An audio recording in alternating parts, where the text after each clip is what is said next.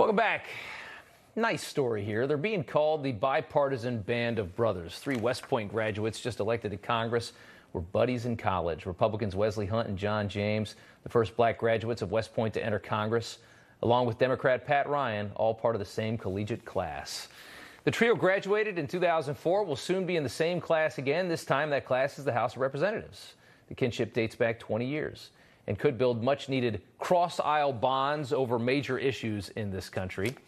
Texas Congressman-Elect Wesley Hunt is a lifelong conservative who spent 8 years in the Army and was deployed to Iraq and Saudi Arabia, and he joins us now. And it's good to have you on, sir, and congratulations on the election. We look forward to seeing what you can do in Congress. I know you're excited about that. Talk about some of the ways that, I mean, I love this story, by the way, but just talk about what this can do in Congress to have a group of guys that are bipartisan coming in as friends. Well, I think veterans are going to make a very big difference in this next Congress because, hey, there's so many of us, but also there's this mutual respect that we have for each other regardless of what side of the aisle that we are on. I think it's also really neat that John James and I, being the first black Academy grads of any academy, actually, to actually walk into the halls of Congress, it's an honor. I'm even proud to say that we are the Republicans that got it done.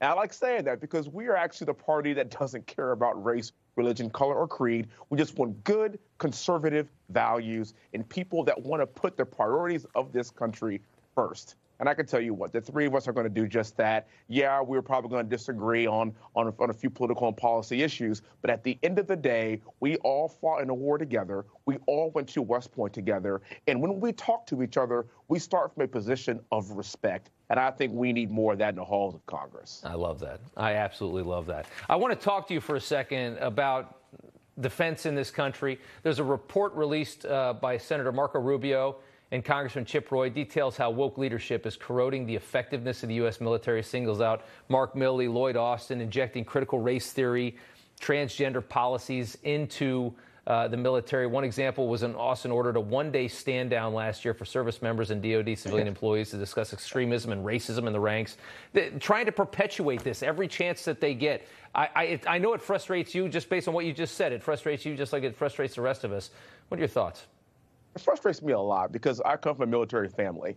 My dad's a retired lieutenant colonel in the Army. My sister went to West Point first in my family. I went to West Point as well, and my brother went to West Point. And all three of us, all four of us have been black for our entire lives. And we entered the military to make sure that we fought our country's wars. That was our focus. We went to the United States Military Academy, capital M in military, because we are the people that are willing to risk our lives for the country. The rest of this stuff is a bunch of distractions. Exactly. We're actually really sick of seeing that. And somebody that's in high school that self-selects to go into the military and serve their country, we aren't worried about woke stuff.